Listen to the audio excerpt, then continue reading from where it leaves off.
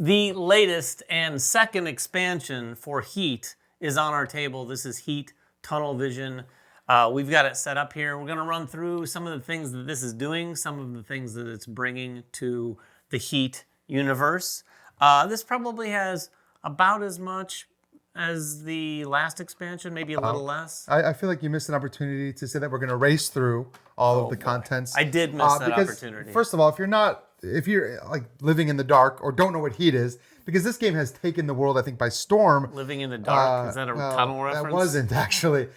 This came out, I remember being at PAX when Heat had just come out at Essen and everybody was trying to get their hands on Heat. Sold out quickly. It sold out everywhere quickly. And I think, honestly, this has become one of the most popular racing games we've seen.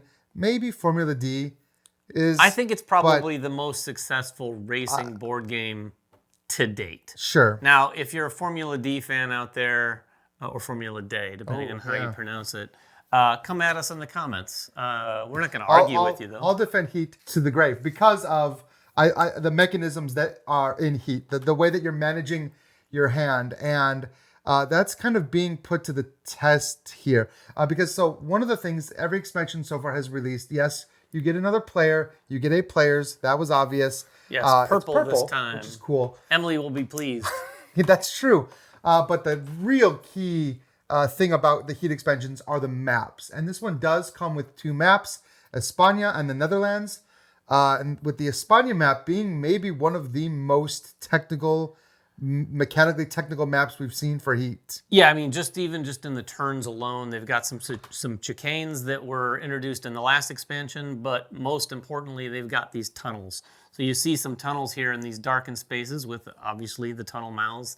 One of the big mechanics there is you cannot discard in the tunnels. Yeah. So it makes, it's keeping you in the dark, letting you or not letting you mitigate your next sort of set of cards as much as you would out in the open. Yeah, and I mean, that's one of the key things. That's, to me, going back to what I was saying about Heat being such a mechanically different game, the way you're managing your hand and getting ready for those turns. Like, right, if you've played Heat enough, you know that knowing when to discard cards, if you've got really tight corners coming up, you're going to want to discard your 4s and 5s and maybe hope you draw like a 0, 1, or 2 or whatever. And vice versa, if your hand's full of 1s and 2s and you see an 8 coming up, you want to ditch them and maybe you'll draw into those 5s or whatever on that hand. Well, not only do we have these tunnels, we have some of these tunnels in a lot of very, very, very tight turns. Like you've got some 2s here. In fact, there are 11 corners on this map, and a lot of them are 2s and 3s. Is that the most corners in any map? It feels like it. Yeah. I haven't checked out. It's definitely more than I think any of the maps. I have to go back to looking at Heavy Rain. I think it's the most. Notice you're also only doing 1 lap on this one because this one is grueling. Like it's 109 spaces. It's 109 spaces. It's so many tight turns. And the fact that coming into some of these tight turns, like coming into this tunnel, into this 2-turn and not being able to discard. I mean, if you end in here and you're discarding in here, that can be tricky. I mean, on the flip side, coming in here and not being able to discard right before lower cards before you get bigger ones. I mean, the tunnels definitely are going to mess with your strategy. Like it requires a lot more, I think, future planning. Maybe having to just hold on to some of those 1s or 2s longer than you normally would because you know you're going to need them for like. This is wild. There's the 2 there. There's a 3 right after it. This chicane is 4, another 3, 2. Like it's an insane map. I think this map it feels like Monaco, honestly, the Formula 1 where they're just taking all those really tight turns through the city. Yeah, I think too, obviously there's going to be a lot less card dumping when you're in the tunnels, but like you just said, I think there's going to be less card dumping overall because people are going to want to be careful about managing their hand. So it's not going to be about like, oh, got to get a big hand, got to get a small hand, you're going to have a nice mix. This does not look like it's going to be a forgiving track for mechanical mistakes. And I definitely would not recommend this, I think, for somebody's first track. However, the other side of this map, the Netherlands map, is the opposite. So I think like that they've kind of included these together. This track is way more forgiving and maybe way more suitable for a newer audience because it gives you a lot of leeway. Look at this Netherlands map. It's small. You have some crazy huge straightaways. You do have 1-4 and 1-3 turn, which that's not that bad. And you do have 1 chicane. But other than that, it's pretty much all these open spaces. And you do race it 3 times, but this one seems like it just opens the door for just speed. Yeah, this is going to be a very different feeling experience than the other side of the map. Yeah. I don't think it's going to be a wildly different experience than maybe some of the other maps. This has got a fair amount in common with USA. Sure. In fact, I think the straightaway is it not the same length? It's a little, this is a 29 space straightaway, whereas we had I think a 32 in the base game. In the base game. I think the US was like a 23. So it's like right in the middle as far as length. But you have this one long straightaway, but it's followed by this long straightaway too. Yeah. So they're just broken up by this little 4. Otherwise, you're zooming across, like you're going to be zooming past this. Yeah, this is probably the closest you're going to get with official maps to like an oval race, Indy 500. Yeah, like an oval race. It almost feels like that. I mean, you do have some curves to manage. Sure. It's still going to be an interesting map. I think this is a good lighter map that doesn't maybe challenge your brain as much, but gives you the freedom. There's still a lot of mechanical complexity in hitting those big areas, because you don't want to hit this with like a bunch of 2s and 3s in your hand. No. Like you need to build up with your cards, which, speaking of cards, this expansion, just like the last expansion, does introduce some new cards. Of course, it introduces everything you need for your purple player, but it also introduces a new type of sponsorship card and a new type of garage card that are going to get shuffled into those decks, featuring a new mechanic called drafting. And you might say, wasn't drafting already there? Slipstreaming. We had slipstreaming, which is if you get it behind somebody, you can get some free movement right in front of them. Drafting is a very similar icon, and what it does is after you've moved, you get this movement as bonus drafting movement. So it's movement that does not count as your speed. If you're asking why that matters, draft movement does not count against your speed limit coming around a corner. So you could come around a corner with a 5 and have 2 draft and actually get to move 7.